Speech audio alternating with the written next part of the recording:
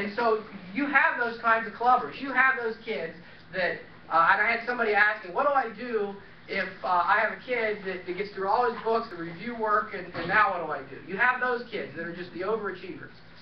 And you have those other kids that it's just a struggle to get them through one section a night.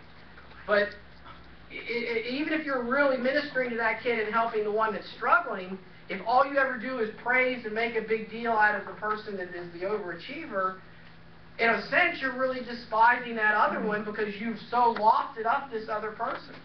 And so we have to be careful that we don't prefer kids either way, whether it's despising the one that's difficult or preferring the one that is, you know, the go-getter, if you will. The third one, Ephesians 6:4.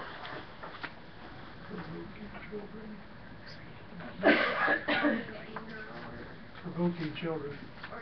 Expecting too much. Authority. The father has his authority, and he kind of exasperates the child because you got to do it the way I said you do it. And we can exasperate children. And if you had a chance to get through Larry's review of David, I think he really lays it out well when you look at what happened there with Amnon, Absalom, and Tamar, and how, you know, he basically didn't do anything. He was a father, he was the king, but after one of his sons rapes one of his daughters, he doesn't really do anything. It would have called for him to be stoned, and he doesn't do anything. And so the children are exasperated because, Dad, you know, there's something wrong here, and you're not addressing it.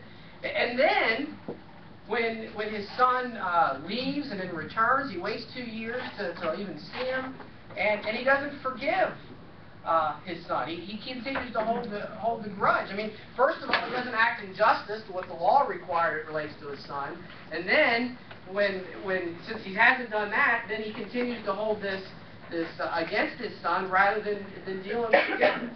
And so you don't have you have the refusal to forgive, always calling up to a child. Well, remember last time, you know, that didn't go so well. Reminding the child of their failures and not forgiving.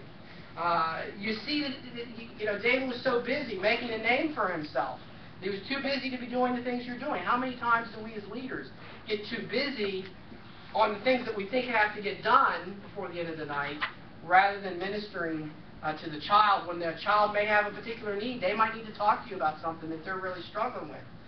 And you're too busy saying, well, I got to get this other thing done. So we can exasperate in that way. If we abuse authority, which is what we referenced. And also, you know, kids, I said that they test our authenticity.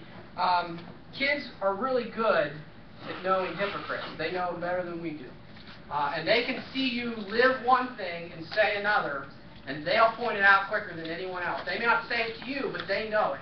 And they know exactly what that looks like. We're going to watch a video now.